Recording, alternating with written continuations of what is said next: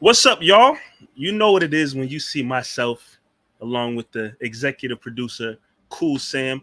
This Double M Wrestling Edition, you know what it is. Sam and I get together and we talk and discuss wrestling, our passion for wrestling. Good old You know, wrestling. we've both been following it for years. Uh, so now that we got this platform within Double M, we bring our conversations and discussions, sometimes with a few special guests, as you've seen before. We Mm-hmm. bring it to y'all. Hopefully you guys can chime in with your thoughts and feelings with our videos as well. But what's going on, Sam? How you doing? How you feeling, man? Man, I feel good. For all us old school wrestling fans, it's a new day. No It's pun intended. I like You that. I know, like that. there's a new sheriff in town, and he's shaking things up. So it's a very exciting time for us. So we're gonna have some fun with this show. Absolutely. So let's get right into it. Like you just said, it's a new day, new sheriff in town. Mm-hmm. Just to give a quick recap, Vince McMahon stepped down. Vince McMahon retired after 40, 50. I don't even know. About 50 years in the business. A lot of years being in the business, a lot of years running what was once the WWF Mm-hmm. turned into the WWE. It's Vince McMahon's baby, Vince McMahon creation.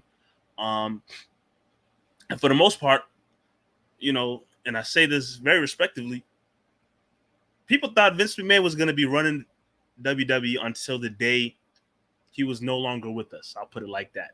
You got close. 77 years old, I believe. Mm-hmm. And I mean, while he's gotten old, we've seen him on TV a few times while he shouldn't be wrestling. I know he tried to do that Yeah, that little was stunt at almost had WrestleMania. to call the cops. But for the most part, he seems like he's still in decent shape, still there in terms of his mindset and whatnot. But at the same time, he's aged. Things in this world and the business has changed, especially when you have other businesses starting to blossom and grow and develop. Mm-hmm. So while he had those allegations of sexual misconduct within the business come about, I think they're a little more than allegations at this point, but I'm not here to judge. That's hey, not that's not our me. job. That's not why our we're job. here. No, That's thank not our you. job.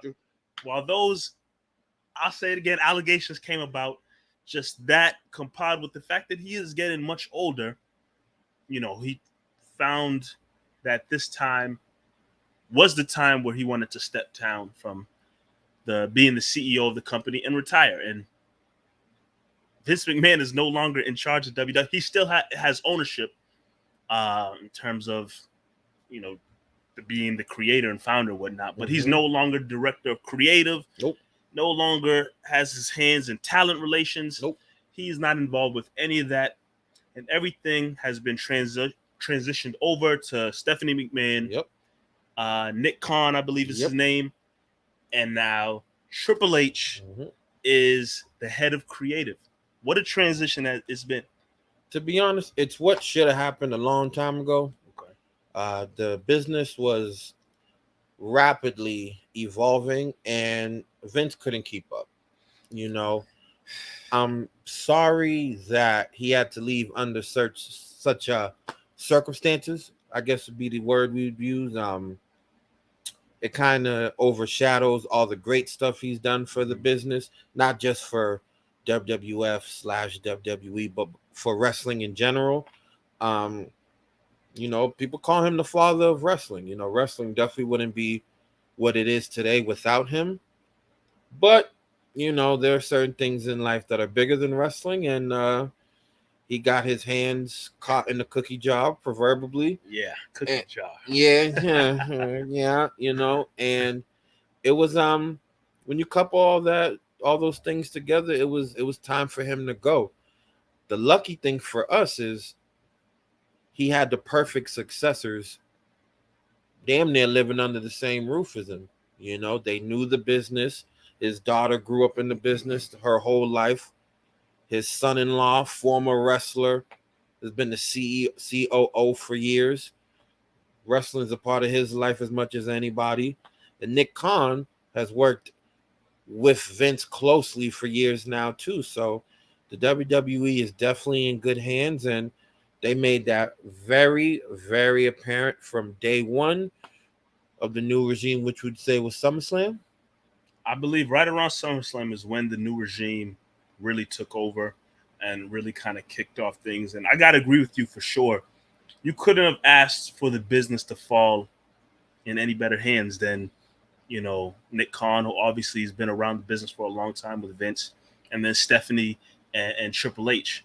And I mean, obviously, a lot of the stuff in terms of the business and what Nick Khan and Stephanie, you know, we don't necessarily get to see that in terms of what the audience and fans are watching. So, Mhm. while I believe Nick Khan and Stephanie will do a hell of a job in their role, when it comes to sitting down in front of a TV, watching the product, watching the business, that's really where Triple H, Indeed. you know, is now getting an opportunity to shine. Like I said, taking over now as the head of creative, and I think he's pretty much in charge of talent relations as Yep. well. Yep. So he leads talent relations, and he is in charge of WWE creative control. Yeah. So that's huge. And you always wondered when that day would come, what things would look like after Vince. And you kind of talked about this as well as myself. The business has changed over the years. The product has evolved, and I don't say evolved prior to Triple H taking over. The business has evolved with other companies coming up.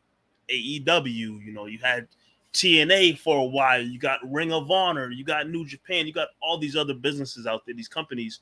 And while they're not on the same level as WWE, because WWE is global, Yeah, that's they've reached that level of success. While those other companies haven't really, battled with WWE neck and neck, if you got a chance to watch these other companies and the product that they're putting out, it's changed. It's more vulgar, more graphic. The storylines are more realistic. A lot of things have been different in some of these other companies, whereas in WWE with Vince McMahon, they've kind of been steady with the same kind of formula over the years, and it's a formula that's worked for it them worked. and Yep. has got them to got the company to the point where they are now. But with all things in life, most of the time, people look for some kind of change and evolution and something a little different, add a little spice, a little flavor to it. Mm-hmm. And WWE for a long time wasn't doing that. Yeah, they Nope. were bringing in new characters and new faces and whatnot, but in terms of the product and the storylines that they were telling, it was just on a steady pace, no type of increase, no nothing. But now But now, it is the Triple H, the Paul Levesque. Levesque, whatever you want to call him, the Hunter Hearst Helmsley, whatever it is his time to shine now with him taking over creative and being a part of talent relations. And Sam, he's wasted no time with making an impact on what the product looks like. Not a second. He got right to work. Um, from SummerSlam, I mean SummerSlam, there was still, I would say, some carryover from the storylines and things that were happening before under Vince Mm-hmm. and the team that he had around him. But once SummerSlam ended and they got to that first Monday after SummerSlam, bam, you just could watch and see and feel a difference in how the show was being run in terms of matches and storylines that were taking place, the interviews backstage, the way commentary was being done. Like you could just hear and see some of the differences with Triple H and his regime now in charge. And I think the best thing about it was there was so much uncertainty surrounded around SummerSlam Yep. because Vince stepped down right before the pay per view was going to air, and Triple H was in charge. He stepped up to the plate, and he was handed the daunting task of wrapping up these storylines that Vince had created that for the most part people weren't feeling, but they needed to conclude anyway because it would have been a disaster if we just acted like they never happened, if we acted like they weren't there. So we had to find a way to end those stories off in a way that was still entertaining and appealing Mhm. to the WWE universe, while also implementing his own ideas, his own style, the new vision that he had for the WWE going forward, because he knew people were going to be looking forward and looking into that from day one. SummerSlam had to be a hit. Yeah, There was no wiggle room, no room for error. SummerSlam had to be a home run. and it was for the most part. I enjoyed it. I definitely enjoyed it from start to finish. I definitely enjoyed it. You could tell that we were talking the other day. It feels like Triple H hasn't slept in weeks. Yeah. Like all he does is sit in his office and work, Mhm. because the things that he's implemented so far and so quickly, that's nothing but hard work, determination, and creativity. Yep. Even with the way SummerSlam started, we had the Becky versus Belair for, I don't know, the umpteenth time, Yeah. which was a calling card of Vince just giving us these rinse and repeat championship matches that Triple H had to figure out a way to make it interesting, right? We've seen this movie before. I think most of us knew that Belair was probably gonna win, because that's who we're trying to push, and it only made sense for Bianca to get her get back Yep.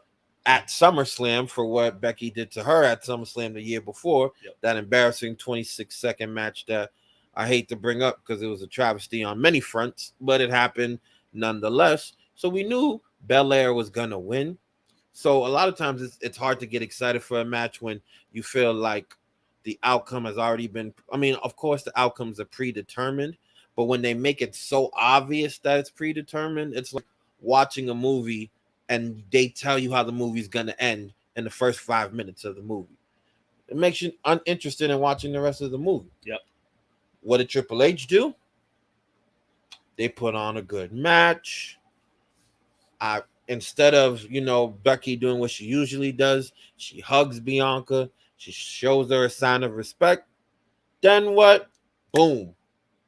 Bailey's music drops. Now, we haven't seen Bailey in over a year because she caught herself to Klay Thompson, where she got injured, then got injured again while trying to rehab from the first injury. So nobody knew when Bailey was coming back. There were speculations that it would be soon, Yep. but we had no idea when. And when her music dropped at SummerSlam, it blew the proverbial roof off the place. I mean, granted, it was outside, so there was no roof. But if there was a roof, it would have been blown off. So now, what happens? We see Bailey walking down the aisle.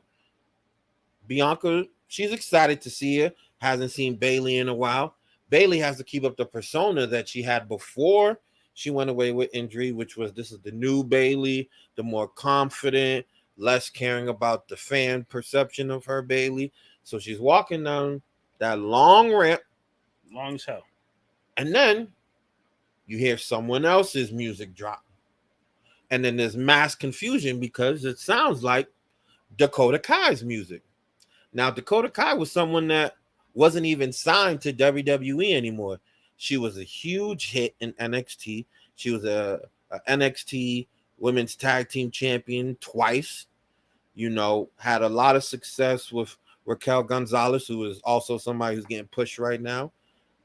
And then she got released like so much other talent before she got her chance to debut really on the main stage. Mm-hmm. So when people heard her music come out, not only were they confused, they were excited because she was back in WWE, and we were all just trying to figure out what her connection was to Bailey. And then, just when you thought it couldn't get any more confusing, you hear Io Sky's music. Another NXT talent that we had not seen in a while, had not known if she was still with the company, basically got buried. And now she's coming down alongside Dakota Kai and Bailey.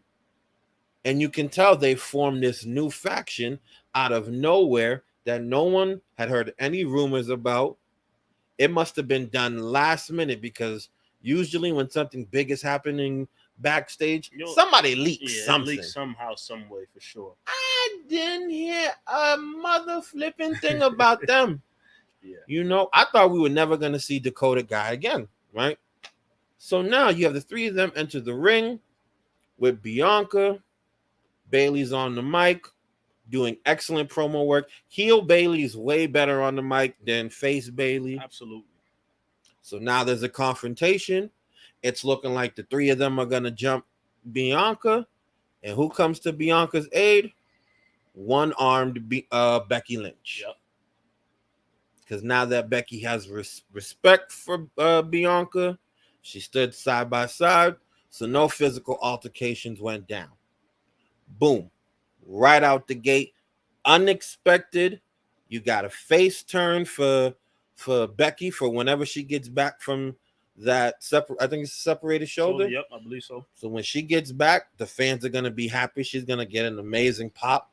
You got the return of Bailey, who's been injured for so long that we were clamoring for her to come back because she's a valuable part of, you know, the entire women's division. Yep. And then you add two gone but not forgotten NXT talents that used to be at the top of their respective women's division, who not only have returned, but have returned in a faction with Bailey as their leader that you can tell are coming to shake things up for the entire women's division in WWE. No one else could have pulled off that kind of genius to start off a pay-per-view than Triple H. And he did a hell of a job. Hell of a job. And, you know, what you explained right there pretty much is the introduction to what Triple H is doing and has been doing ever since he took over. Like we both just said, the rest of SummerSlam was great. Solid matches. The tag match for the unified titles was awesome. Brock Lesnar versus Roman Reigns was another match we've seen over and over and over again. This time around, with the last man standing and all the other aspects they added with the forklift, and they made it interesting. While we've seen them fight a million times, they made it interesting. I think it was again the right call for Roman Reigns to be victorious. But hopefully that's the last time we see those two fight for a long time. I won't say it will never happen again, but hopefully for a while we don't see that match again. But overall, SummerSlam was good. But like you just said, the way it kicked off, Triple H bringing back two women, and me personally, for somebody like me who I don't watch much of NXT, I see these two girls come out next to Bailey, and I'm like, yo, who the hell are these girls? And, you know, obviously I'm hitting you up, and, you know, you give me the 411 on who these girls are. So I'm like, okay, I understand now. But it goes to show you the difference in mindset and how talent is viewed and valued under Triple H than it was under Vince McMahon. Because you fast forward after SummerSlam, you got people debuting on the main roster who never was on the main roster, or you got people who are on the main roster who aren't really getting chances and opportunities now getting a push and getting an opportunity. Ciampa. He's getting a push now. And how long has I been talking to you about Ciampa? And I know that's one name from NXT. Again, I don't watch too much NXT, but that's one name that I kept hearing big time at NXT. Came into the main roster. They weren't doing much with him. Triple H takes over. This dude gets a title match. Another name that's popping up. Before I get to that name, you mentioned another girl, another wrestler, female wrestler, Raquel Rodriguez. Yes. Gonzalez. Sorry, she was previously Rodriguez. I think they changed her name. Yep. It's one or the other. I know Vince. They changed names. But either way, she was in NXT doing her thing, comes up to the main roster. Just another female wrestler there. But on an episode of SmackDown recently, I think they had a gauntlet match to see who was going to be the next contender for the SmackDown Women's title. And she beat like four wrestlers on her own. Like, she was doing her thing, and she's getting an opportunity to shine. I thought she was going to win it, but Shayna Baszler came out there. Is also someone that is finally going to get I think the push that she's deserved, because that's another NXT talent. Yep. When she was in NXT, one word: dominant. Yep. She ain't just beat people, she hurt people. Yeah. And then she came up to the main roster. She's been in a bunch of tag team storylines. She's had a couple championship matches, but she lost every time, and it just made no sense. Now she finally gets the opportunity to go back to being, I think her nickname is the Queen of Hearts or the Queen of Spades. She's the queen of breaking people's arms. That's what she's really good at. And Triple H just seeing that talent and giving these people the chance to shine. Yep. So there's another name of somebody who's getting an opportunity that was in NXT. Recently on Raw, Kevin Owens, somebody who has been on the main roster for a long time, but just seeing his time on the main roster fluctuate in terms of getting a push, not getting a push, being a mid card, then disappearing for a while. You know, I guess coming out of NXT, he was just a guy who just beat people up, had a mean streak. Mm-hmm. He came to the main roster and they just used him in that way, then not use him that way, then he's comedic relief. But now it seems like they're putting him back in a position where he's Kevin Owens. He just fights and beats people up. He has that mean streak. He's getting back to that. And then a name I definitely want to bring up, just a couple more names to bring up, but a name I definitely want to bring up that I know you and I have had plenty of conversations about, Karrion Kross. My second favorite wrestler after Roman. Let me tell you something. Again, I said this probably third or fourth time. I don't watch too much NXT. But when Sam said to me one time, a long time ago, back when Karrion Kross was on NXT, Sam said, Mike, you have to tune in and see this guy because he is a problem down in NXT. And I was like, all right, you know what? Let me give it a shot. Whether I watch it live or what I go on YouTube and see the highlights, either one, I'm going to check out this Karrion Kross guy. And he was a force. Karrion Kross was a force. Animal. Got the title, beating everybody up. His promos were crazy. Like the way they presented him was just nothing but dominance. And you figure, oh my goodness, they got an easy heel to bring up to the main roster who is going to be dominant, and everything that was happening in NXT worked. They brought him up to the main roster on Raw, took away his wife, who was his manager, Scarlett. I believe they changed his music. Sure did. And then after one or two appearances, they made him start coming out a mask, dumbass costume with a mask, and they just changed him up completely. And then after a while, where Vince and his people realized it wasn't working, the fans were just like, "Nah, Vince, you screwed him up." They said, "Well, we tried," and then they just cut him. So I want you to talk a little bit of Sam. While among Karrion Kross being one of them, Triple H clearly sees value in some of these people who he's bringing back, some of these people who he's now given a renewed push. And then he's also probably names out there that Triple H said, hey, these female and male wrestlers who you guys cut, who was killing it for me at NXT, I'm going to show y'all what's up when I bring them back, or when I give them a push, or when I fix their character. I'm going to show y'all what's up. It seems like Triple H has been and is going to continue to not waste any time righting those wrongs with some of those guys who are no longer with the company, or guys who are with the company that just lost steam.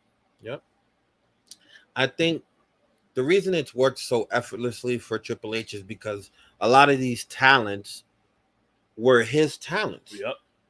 They're from NXT, which was and still is Triple H's baby. That's him and Shawn Michaels' creation.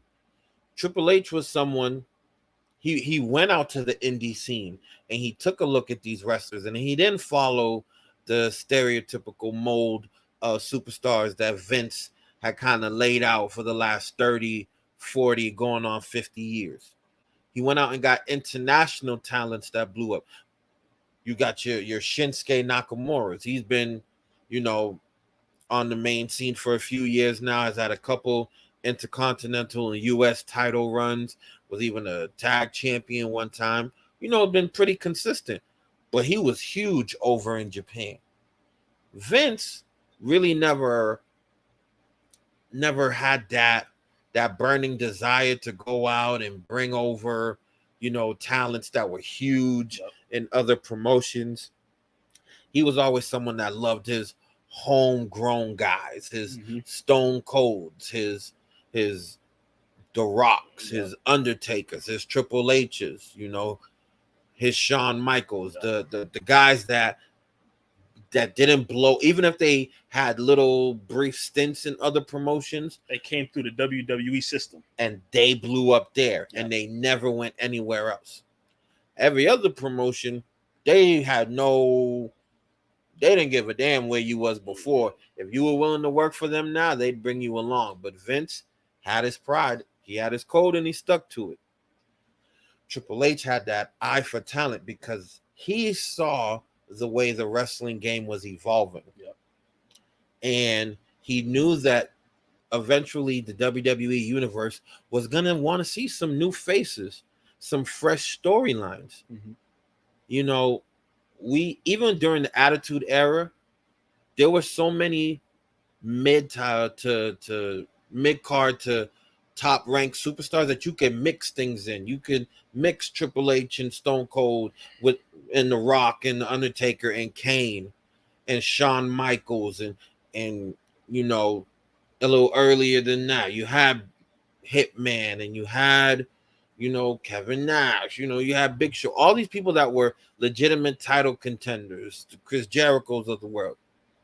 But right now, before Triple H got involved, how many top talents were there really? Real WWE champion contenders. You had obviously Roman, Yeah. Brock, but again, he's part-time. Yeah. So that mold wasn't going to keep working because we as fans, we were tired of having the guy who's supposed to be the face of the company be someone who's on vacation half the year. Didn't make any sense. It used to be John Cena, but again, he's made that transition over to Hollywood. Best of luck to him. So then you have Drew. Drew's been a mainstay, and even though I'm a big Roman guy, you gotta give a lot of credit to Drew because Drew carried that company when Roman was recovering. Yeah. It was Drew that carried WWE through that first half, maybe 3/4 of that pandemic era, Mm-hmm. where there were no live fans at any of the events. Yep. Imagine winning your first WWE championship Nobody. in front of computer monitors. Wild. Wild. Your pop, your roaring celebration was computer animation. Couldn't dap up nobody. Couldn't go celebrate in the crowd with fans. Got your belt and went into the back. Put your mask on. That's not funny. But one thing that I think I'm hoping will happen, or at least, which is kind of crazy because during the time that Vince was in charge, you mentioned an era where you talk about mix matching different superstars. There was an era where, like you just mentioned, The Rock, Stone Cold, Triple H, Kurt Angle, Jericho, Undertaker, Big Show. Like, there was a time where a lot of these pay-per-views, early 2000s, late 1999, like, a lot of those title matches sometimes were triple threats. Yep. Fatal four-ways. Triple threats, fatal four-ways. Because you had so many stars to pull from. You can mix and match. They had that Armageddon, I forgot what year it was, maybe 2002, 2003, Armageddon Hell in a Cell. With Rikishi? Or Rikishi. I think it was 2003. 2001, between those years. The Rock, Stone Cold, Triple H, Rikishi, big, like Undertaker. That match was crazy because you had so many stars and you can build storylines with multiple stars. And again, no knock on Vince because that was under Vince's time, but he was able to create those stars. As the years went on and just the world and the companies evolved, it was tough to create stars. It's one thing people have knocked WWE for a while because they don't have any stars. They're not creating any new stars. Yeah, you got Cena and who else is on Cena's level? Randy Orton, Edge. Like, you got some of these guys, but they weren't on the level of when we're talking about late 90s, early 2000s of Triple H and Rock.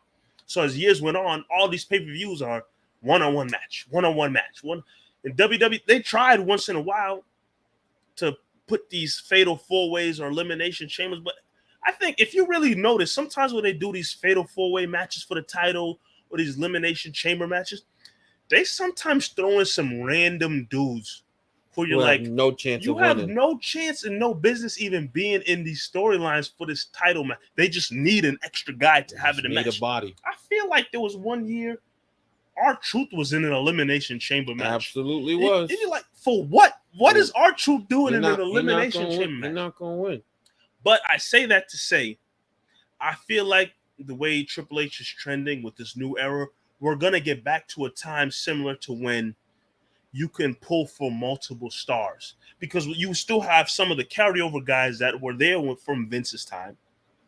And then you still have some of those guys who came up from NXT, came up to the new roster, didn't get packaged the right way that Triple H is going to fix.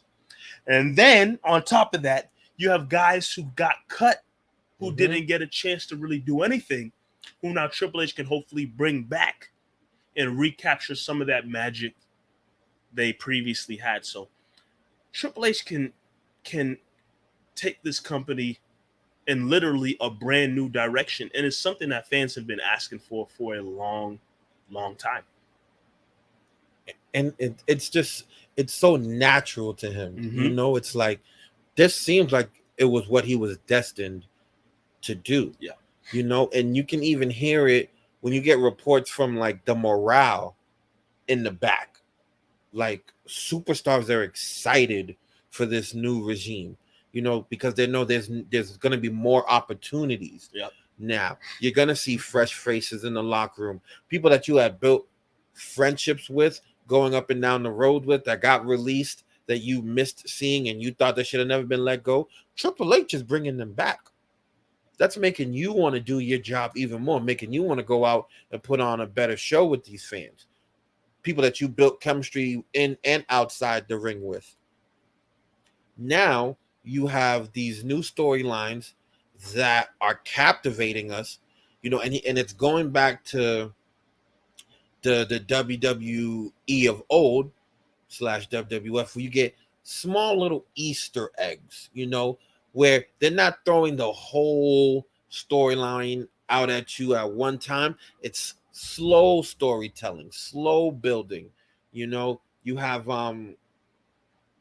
randomly on Raw last night, you had all these little Easter eggs, these little random commotions throughout the show that nobody could explain. You would see it, but people would just be totally oblivious to it, and then make you think for a second, like, okay, KO's having an interview in the back, but in the background you see there's an obvious car crash. I missed that completely. I was so focused on KO's. You didn't know it completely. I saw it, but I couldn't tell if it was like a real car accident or if it was part of the work, because I'm like, this is random. But you see Dewdrop, you see Nikki ASH, and you see a couple officials, and it's a real car that crashed into something. Like, that car's crashed, there's smoke coming out. You're like, I missed that completely. This is extremely random, but I don't know what else to do with this. So, okay, cool. And then you have Bailey and her faction walking by in the back. I think they had just gotten into. They was talking to Alexa Bliss and Asuka. They had a confrontation, you know, and then you see security guards. You see cops just running. And I was like, what the hell? Running through the back. And even the superstars, even though, you know, they're probably in on it, they do a great job looking as confused as we are. You're like, all right, first there's a random car crash. Now you got what look like real police officers running by superstars like there's some kind of emergency going on. but no one says anything.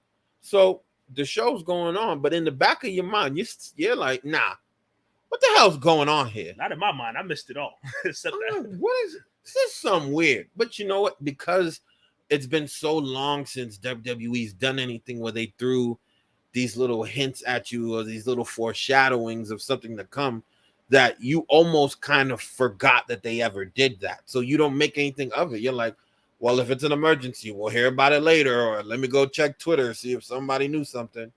Then the show ends. AJ gets his win over The Miz, which was a good match. Sidebar. The Miz. Give that man his flowers now, because he is a star. He might be the most versatile person in that locker room, because whenever you need The Miz to do something, he's doing it. Whenever you want to throw a random celebrity into a storyline and you need a superstar to carry that storyline, you give him The Miz. Whether it's Bad Bunny, whether it's Logan Paul, who Logan Paul might actually have a part-time future in the WWE, because that's the best. That was the best second match I've ever seen from someone who's not a professional wrestler. So he might have a future in the business. We'll see what happens. But Miz just has a way of uplifting other talents. Even the boost that he's given Ciampa, being in his corner, showing him the ropes. Because Ciampa was always a great wrestler in NXT. Mm-hmm. I guess the one thing that you could maybe say was maybe he didn't cut promos that you could have aired on like national television that would have captivated like all audiences, you know. But Miz has worked with him now. You can tell now when he gives those promos that like Miz has taught him a few things. He's learned how to fine-tune and tweak some things so that his promos go a little bit smoother. They're not just aggressive banter. Like he's actually saying something that the WWE universe can gravitate toward. So that's The Miz. The Miz is just a workhorse. He doesn't miss work. He's always there, always ready to do whatever storyline you need him to do. He doesn't complain. Not to say that people that have complained haven't had reasons to. Yep. But The Miz is just somebody who's just been through the system all this time. You can tell he loves what he does, and he is damn good at it. So I hope people really recognize what kind of like golden talent WWE has with The Miz, because you could just call him one day like, yo, Tupac's back from the dead and he want to join WWE. Can you make something happen? And he gonna figure it out. He can work with anybody. He's the one person that will always figure it out. Yes. And that's that kind of talent. You can't find that everywhere. You gotta really cherish that. So please, Miz, if no one else is giving you your flowers, Double M is giving you your flowers. Kudos. But yes, the match ends. And again, everybody's obviously in on it. But even AJ Styles in the ring, he like looking off into the crowd and like, yo, what the hell is going on? The announcers, the commentators are kind of like, what the hell's going on? I was like, I remember I text you. I was like, this is a solid match, but ain't nothing interesting happening here to end the show. And it went off air. Might be like, sorry. I saw the little thing going on in the crowd, but AJ, you see it. AJ Styles looks and then just goes back to, celebrating his win, and then the show ends. But I'm like, all right, let me text Sam, because maybe Sam says something, knows something I don't. Because I text Sam like he just said. I text him like, it's kind of a sorry ass ending to Raw. But Sam's like, nah. What's his name? Dexter Lumis. Yeah. So again, for the 5th, 6th, 7th time, I don't know. I don't watch NXT. But I've seen this Dexter Lumis guy, and the only thing I keep remembering, he just got these eyes. Psycho. He just looked like a crazy guy. So obviously the show ends, and you go on Bleacher Report and Twitter, and everybody's talking about the same thing. Dexter Lumis. That was Dexter Lumis. And even with that, And now we're only talking about, it's only been about, what, a week, 2 weeks Triple H is taking over? Another thing that WWE hasn't had too much of in a long time, that Triple H clearly is bringing back. Each episode is now ending with some kind of cliffhanger. Yes. Cliffhangers. Raw ended with a cliffhanger with Lunas appearing and the other things happening throughout the show. Previous to that, SmackDown while it wasn't necessarily cliffhanger, just the idea that Karrion Kross is back and what the hell is he about to do now that he's back. It seems like Triple H, and that's how wrestling used to be before, because you want that kind of mystery, kind of cliffhanger, type of feeling that's gonna draw you back into like, oh damn, I gotta tune in next Friday to see what the hell's about to happen. Damn, I gotta tune in Monday to see what the heck's happening with Dexter Lumis. Like, I could really tell you, as I sat here and watched SmackDown, watched Raw, I'm really like, yo. And granted, I never used to watch too many of these shows live because I'm like, I'll just watch the highlights on YouTube or read about it on Bleacher Report.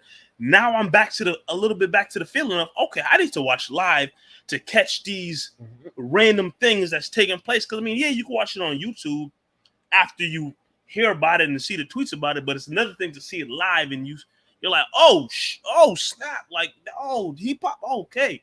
It's a different feeling when you catch it live. So that's what Triple H seems to be instilling now with having these cliffhangers at the end of shows. And while the fans have already been drawn in by everything that he's doing, these cliffhangers are just have you wanting more after every show. And that's what you want as a wrestling fan. Like, you want something to pull you back in and say, yeah, this is interesting. Can't wait to see what's happening next. And that's what Triple H is doing. It is. You like it now. It's fun again. It's starting to be fun again because now with these cliffhangers, what you do, like me and Mike, we'll text after the show. What do you think this means? What do you think's gonna happen next? Who else do you think is gonna come out next week? Those conversations.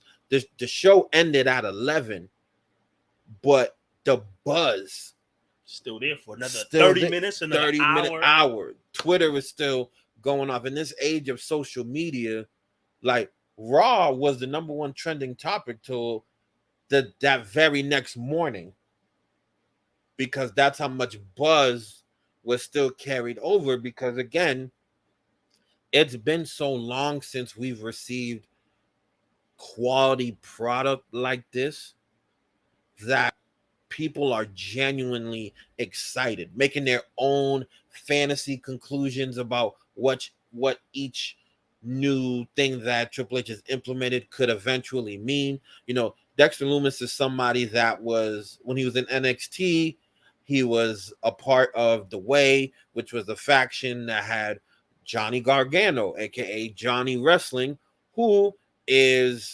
will forever be tied to who? Ciampa. Back when they were the DIY tag team. And their storyline, Ciampa and Gargano, was basically the backbone of NXT. Before NXT became NXT 2.0, Ciampa and Gargano carried that show. The matches that they had as tag teams and as opponents were some of the pillars of NXT's success, right? But then when Vince said that he wanted to take NXT in another direction, Gargano said, thanks, but no thanks. So there was that. And, you know, he had his wife was a part of the stable too. And the other female wrestler who was dating Dexter Lumis, I think her name is Indy Hartwell. I think she's still in NXT. I'll have to double check that. But now you're thinking like, okay, well, if Dexter's here and, you know, it seems like he was in the crowd and he gave that death stare to AJ Styles. Now, as an intrigued fan, you're over here connecting dots that maybe don't have anything to do with each other, but maybe they do.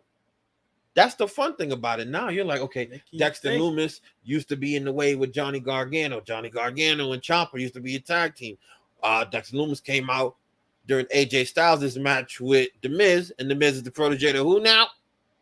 Ciampa. So now you're like, is all this connected? What does this mean? Is Lumis gonna be beefing with AJ Styles now? Is he gonna join?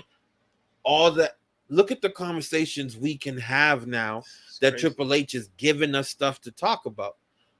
A couple weeks ago, at Raw ended at 11. We stopped talking about wrestling at 11:01 because there wasn't really anything to look forward to, because you knew what every Raw and SmackDown was gonna be.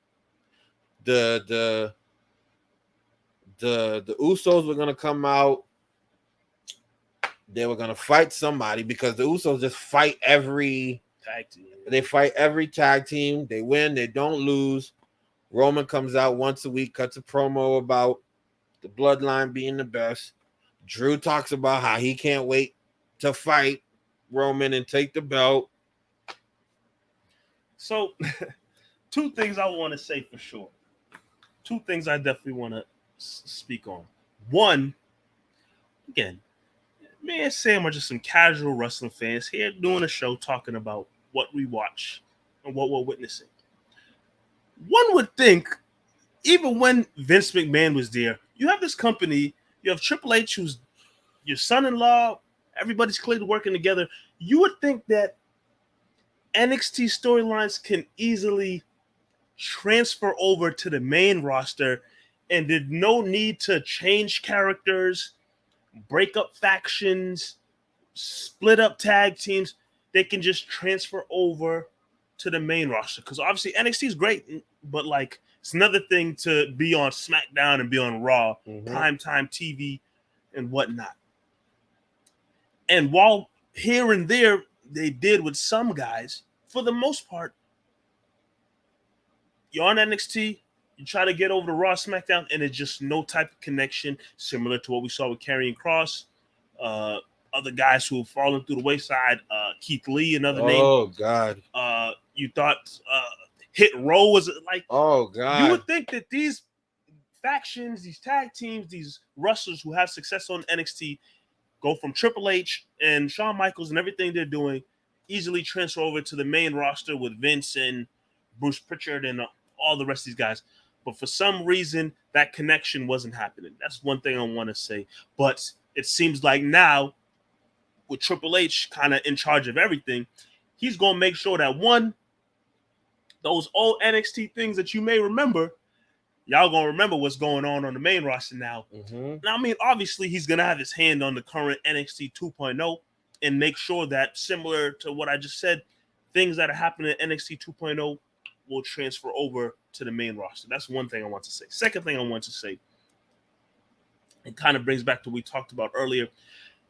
I got to reiterate it again. Having Triple H in charge now just makes things so simpler, because you have a guy who was a part of the greatest era in professional wrestling, Attitude Era, and even the Ruthless Aggression. Like, he was there with some of the greatest eras around some of the greatest wrestlers during his time as an active performer.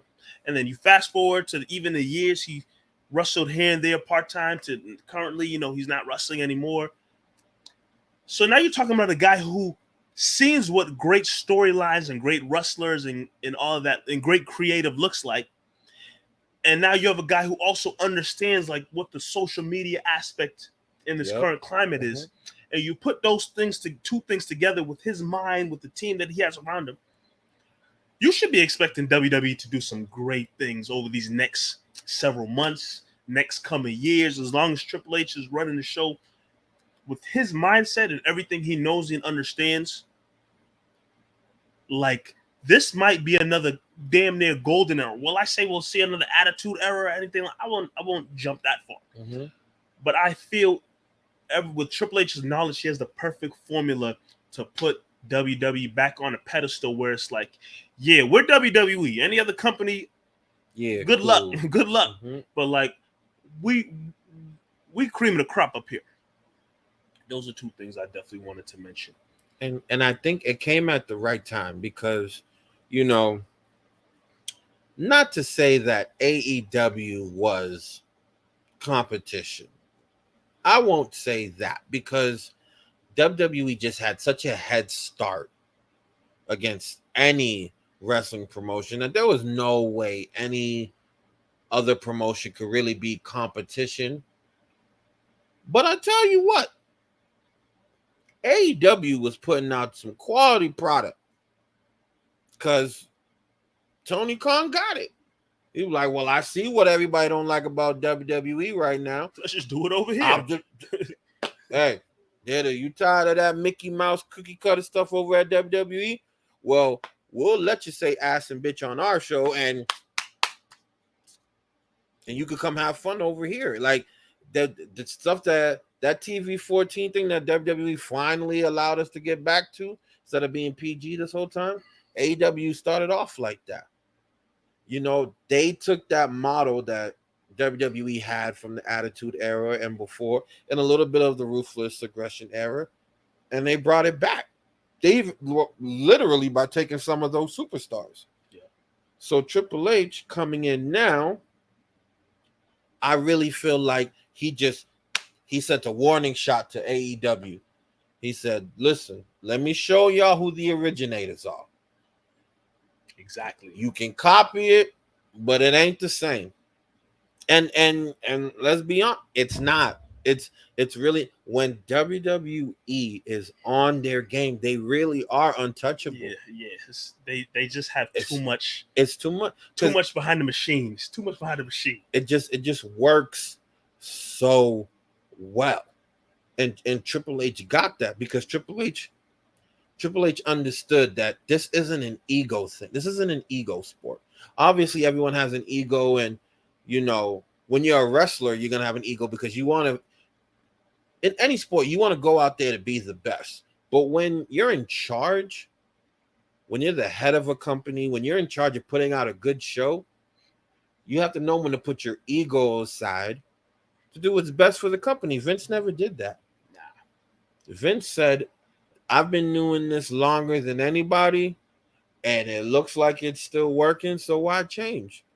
Hence why so many wrestlers from NXT either got the boot or when they came up here to the main stage, Vince completely changed their entire persona because he had an archetype in his mind of what a successful wrestler would be. And if they didn't fit that mold before they left NXT, either you were going to get buried into the main roster, you were going to be some, you know, some jobber who would just come out to get beat up by somebody every week and lose every match, or you get released.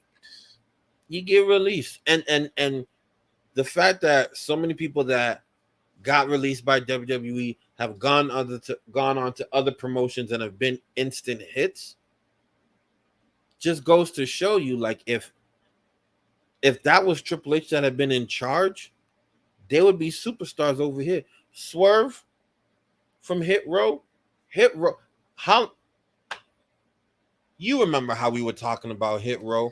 Fumbled faction. They fumbled that faction. Me and Mike were maybe the two most excited people in the world about Hit Row getting drafted to SmackDown. Something different. We thought they were gonna blow up. And Swerve has all the talent in the world. You don't believe me? Watch AEW. Tag team champion. Alongside who?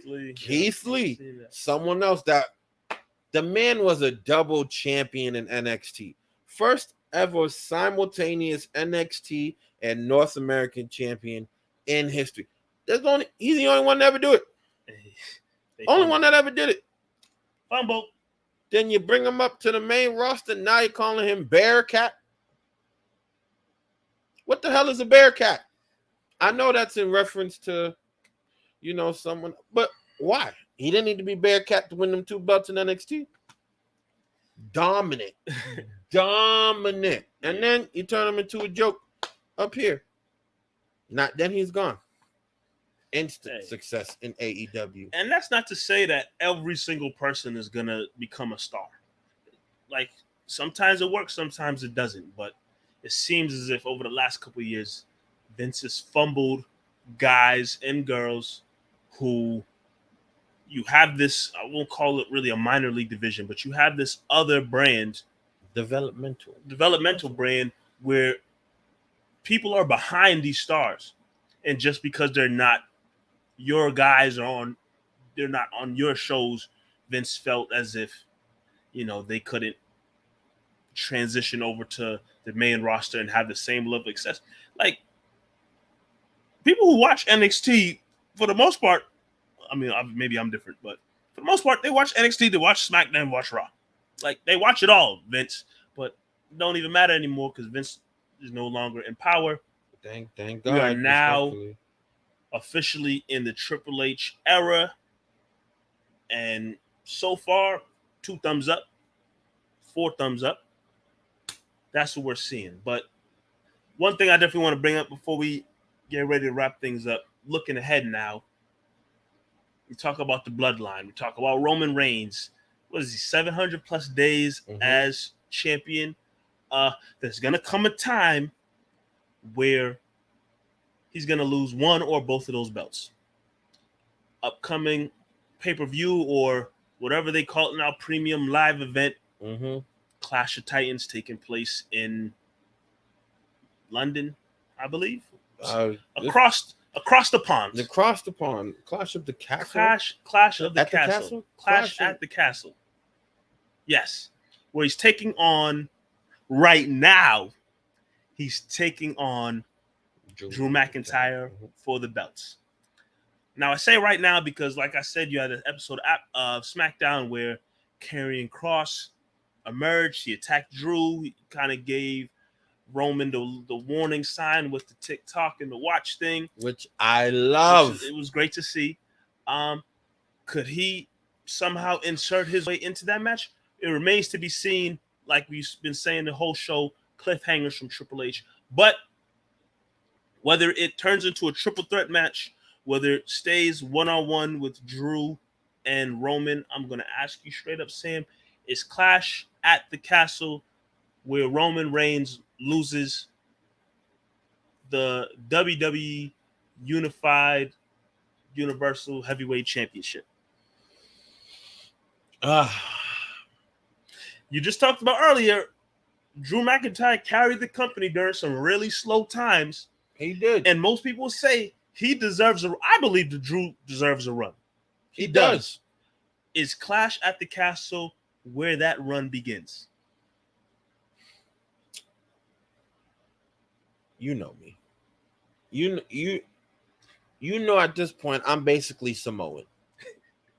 Like, the bloodline is my favorite thing to come out of WWE in a long time. Do I want Roman to lose? No, keep it forever. But I ain't no dummy. Mama ain't raised no fool.